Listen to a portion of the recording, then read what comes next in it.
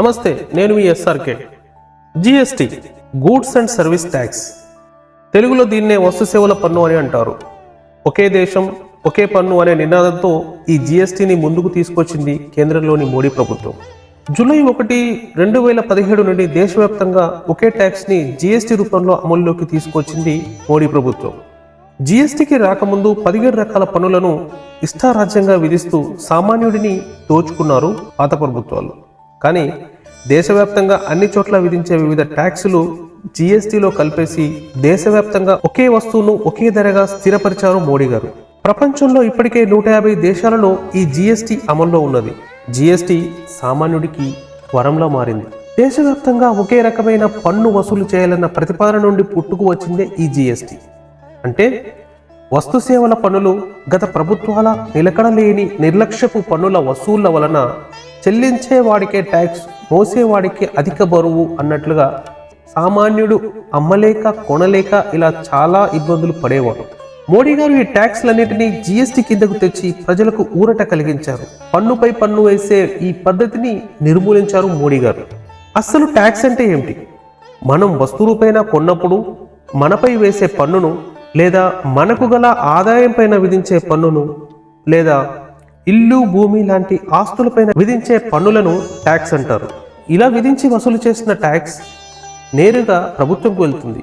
ఇలా వివిధ పన్నుల రూపంలో సేకరించిన డబ్బును ప్రజల అవసరార్థం సంక్షేమ పథకాల రూపంలో తిరిగి ప్రజలకే ఖర్చు చేస్తుంది ప్రభుత్వం. రోడ్లు వేయడం, హాస్పిటల్ నిర్మించడం, వైద్య సేవలు కల్పించడం, పాఠశాలలు కళాశాలలు నిర్మించి ఉచిత విద్య కల్పించడం, దేశాన్ని రక్షించేదానికి ఆర్మీని ఏర్పాటు చేయడం, విపత్తులు సంభవించినప్పుడు, అగ్ని ప్రమాదాలు సంభవించినప్పుడు వాటికి తగిన దళాలను ఏర్పాటు చేయడం, ప్రజల రక్షణార్థం పోలీస్ వ్యవస్థను, కోర్టులను మరియు వివిధ ప్రభుత్వ కార్యాలయాలను ఏర్పాటు చేయడం చేస్తుంది ప్రభుత్వం. ఇవన్నీ నిర్వహించడానికి ప్రభుత్వానికి డబ్బులు కావాలి. కాబట్టి ఈ పన్నుల రూపంలో సేకరించిన డబ్బును వీటి కోసం ఉపయోగిస్తుంది. కాబట్టి ప్రజలు వివిధ ట్యాక్సులు చెల్లిస్తూ ప్రభుత్వంకు అందేలా చేస్తారు. ప్రభుత్వం మళ్ళీ ప్రజల సేవకు వినియోగిస్తూ ఉంటుంది. దీనినే ప్రభుత్వ పరిపాలన అంటారు. ప్రభుత్వం ఎన్ని రకాల ట్యాక్సులు ప్రజల నుండి వసూలు చేస్తుంది? 2 రకాల ట్యాక్స్లు. ఒకటి direct tax, 2 indirect tax. Direct tax లేదా ప్రత్యక్ష పన్ను, ఆదాయం పన్ను, ఆస్తి పన్ను, కార్పొరేట్ పన్ను, ఈ మూడింటిని డైరెక్ట్ ట్యాక్స్ అంటారు. ఆదాయం పన్ను అంటే ఒక వ్యక్తి నెలసరి రాబడి ఆదాయం పైన విధించే పన్నునే ఆదాయం పన్ను అంటారు.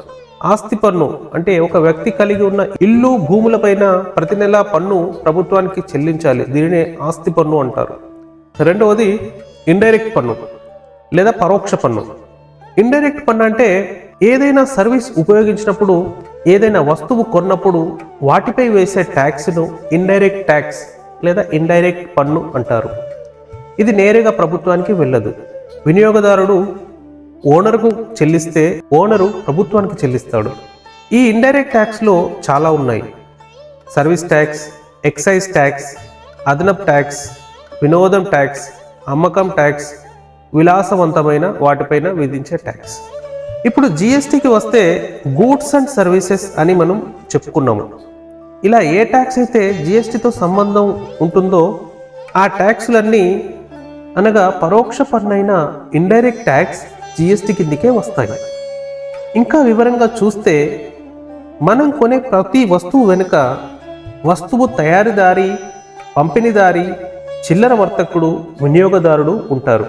ఉదాహరణకు ప్రభుత్వం 10% ట్యాక్స్ ఒక వస్తువుపై విధిస్తే ఆ వస్తువును తయారీదారి 50 రూపాయల ముడిసరుకు కొని 50 రూపాయల ఖర్చు చేసి 100 రూపాయల ధర నిర్ణయించి 10% ట్యాక్స్తో 110 రూపాయలకి పంపిణీదారుడికి అమ్ముతాడు. దీన్ని కొన్న పంపిణీదారుడు 110 రూపాయలకు కొని 20 రూపాయల లాభం కలుపుకొని 130 ధర నిర్ణయించి 10% ట్యాక్స్ వేసి 143 రూపాయలకి చిల్లర వర్తకుడికి అమ్ముతాడు. చిల్లర వర్తకుడు దీన్ని 143కు కొని 20 రూపాయల లాభానికి 163 రూపాయల ధరకు వినియోగదారుడికి ఈ వస్తువును 10% ట్యాక్స్ వేసి అమ్ముతాడు.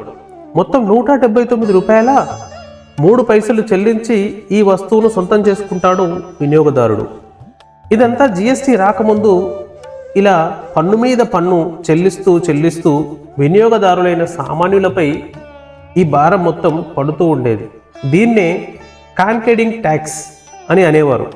మోడీ గారు రాకముందు సామాన్యుల రక్తాన్ని ఈ పన్నుల రూపంలో ప్రభుత్వాలు, వ్యాపారులు, తయారీదారులు మూకుమ్మడిగా తాగేవారు.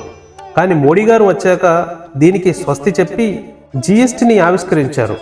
మరి జిఎస్టిలో ట్యాక్స్ ఎలా విధించబడుతుంది చూద్దాం. తయారీదారుడు 50 రూపాయల ముడి సరుకుతో 50 రూపాయల ఖర్చుతో చేసిన వస్తువులో తయారు ఖర్చు పైన మాత్రమే 10% జిఎస్టి విధించబడుతుంది.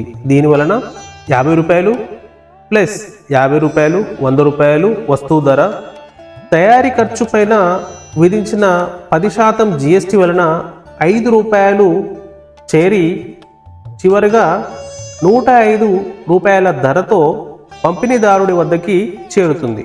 పంపిణీదారుడు 105 రూపాయల వస్తువును కొని 20 రూపాయల లాభంతో 10% జిఎస్టి అనగా 105 రూపాయలు ప్లస్ 20 రూపాయలు 125 రూపాయల ఈ వస్తువు పైన అదనంగా విధించిన 20 రూపాయల పైన విధించిన జిఎస్టి 2 రూపాయలు కలుపుకొని 127 రూపాయలుగా ఈ వస్తువుకు ఫైనల్ రేటు నిర్ణయించి చిల్లర వర్తకుడికి అమ్ముతాడు. చిల్లర వర్తకుడు 127 రూపాయలకు ఈ వస్తువును కొని మళ్ళీ 20 రూపాయల లాభంతో 10% జిఎస్టితో అనగా 127 ప్లస్ 20 ఈక్వల్ టు 147 ప్లస్ 2 రూపాయల జిఎస్టితో 149 ధరతో సామాన్యుడైన వినియోగదారుడికి అమ్ముతాడు. ఇలా మోడీ గారు తెచ్చిన జిఎస్టి వలన 30 రూపాయలు ఆదా చేసుకుంటున్న సామాన్యుడు లాభపడుతున్నాడు అన్నమాట. ఈ జిఎస్టి 3 రకాలు: సిజిఎస్టి, ఎస్జిఎస్టి, ఐజిఎస్టి. సిజిఎస్టి అంటే ప్రత్యక్షంగా కేంద్ర ప్రభుత్వానికి కట్టే ట్యాక్స్. ఎస్జిఎస్టి అంటే ప్రత్యక్షంగా రాష్ట్ర ప్రభుత్వానికి కట్టే ట్యాక్స్. ఐజిఎస్టి అంటే ఇంటర్ స్టేట్ ట్యాక్స్ అనగా ఒక రాష్ట్రం నుండి ఒక వస్తువును మరో రాష్ట్రానికి తరలిస్తే విధించే ట్యాక్స్ను ఐజిఎస్టి అంటారు. ఈ జిఎస్టి 5 స్లాబ్ల కింద విడదీశారు: 0%, 5%, 12%, 18%, 28%. వివిధ కేటగిరీలుగా వస్తువులను విడదీసి పన్నులు విధిస్తున్నారు. 1211 వస్తువులు, 500 సేవలపైన ఈ జిఎస్టి అమలు చేయబడుతుంది. 0% ట్యాక్స్ అంటే అసలు ట్యాక్స్ విధించబడనివి అన్నమాట. పళ్ళు, ఆహార పదార్థాలు, కూరగాయలు ఇవి వస్తాయి. 5% ట్యాక్స్లోకి వంట నూనెలు, మసాలా దినుసులు, నిత్యావసర సరుకులు వస్తాయి. 12% ట్యాక్స్లోకి కంప్యూటర్లు, ప్రాసెస్డ్ ఆహార పదార్థాలు, మిగతా ఎలక్ట్రానిక్స్ వస్తువులు వస్తాయి. 18% ట్యాక్స్లోకి సబ్బులు, నూనెలు, ఇతర కాస్మెటిక్స్ వస్తాయి. 28% ట్యాక్స్లోకి పొగాకు ఉత్పత్తులు, ఇతర విలాసవంతమైన సేవలు వస్తాయి. ఇలా జిఎస్టి అమలుతో ఆహార ధాన్యాల ధరలు, చక్కెర, టీ పొడి, వంట నూనెలు ఇలా వస్తువుల ధరలు తగ్గాయి. సౌందర్య సాధనాలపైన జిఎస్టికి పూర్వం 24% పన్ను విధించేవారు. జిఎస్టి అమల్లోకి వచ్చాక దీన్ని 18%కి తగ్గించడం వలన వాటి ధరలు గణనీయంగా తగ్గాయి. విలాసవంతమైన ఏసీలు, ఫ్రిడ్జులు వంటి వాటిపైన జిఎస్టికి పూర్వం 29% పన్ను వేసేవారు. జిఎస్టి అమల్లోకి వచ్చిన తర్వాత 28%కి తగ్గించబడి వాటి ధరలు మరింత తగ్గాయి. కార్లు కూడా జిఎస్టి వలన ధరలు తగ్గి సామాన్యులకి అందుబాటులోకి వచ్చాయి. బంగారం ధర ఇంతకు పూర్వం ఒక్కో రాష్ట్రంలో ఒక్కో విధంగా ఉండేది. కాబట్టి బంగారాన్ని జిఎస్టిలోకి తెచ్చి 3% ట్యాక్స్ విధిస్తూ ఒక స్థిరమైన పన్ను నిర్దేశించింది మోడీ ప్రభుత్వం. దీని వలన దేశంలో ఏ రాష్ట్రం వెళ్ళినా ఒకే విధమైన ధర నిర్ణయించబడుతుంది బంగారానికి. తొలతలో కాంగ్రెస్ పార్టీ, దాని మిత్రపక్షాలు మోడీ గారి పైన తీవ్ర విమర్శలు చేశాయి.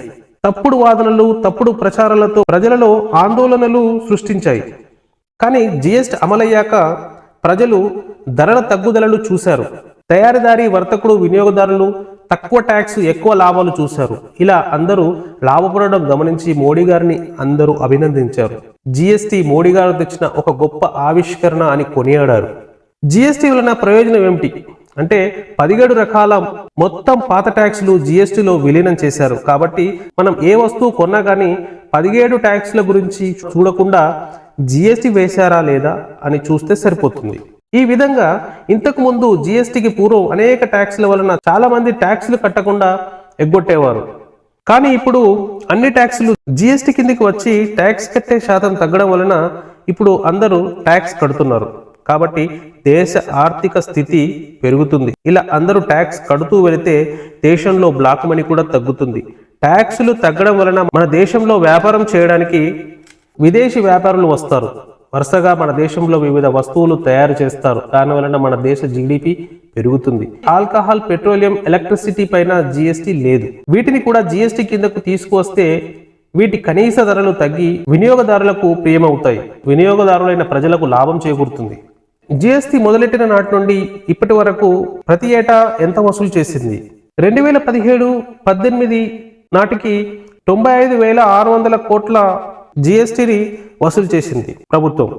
2018 నుంచి 2019 వరకు 99,939 కోట్ల జిఎస్టి వసూలు చేసింది ప్రభుత్వం. 2019 నుంచి 2020 మధ్య గల 90,917 కోట్లు వసూలు చేసింది ప్రభుత్వం. 2020-2021 మధ్య గల 92,849 కోట్లు వసూలు చేసింది ప్రభుత్వం.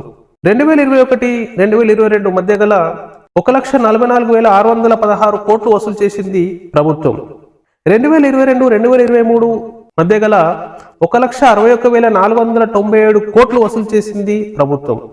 2024 వచ్చేసరికి ప్రస్తుతం 2 లక్షల కోట్లు దాటిన జిఎస్టి ఆదాయం రికార్డు స్థాయిలో నమోదైందని ప్రస్తుత వార్తా కథనాలు తెలియజేస్తున్నాయి.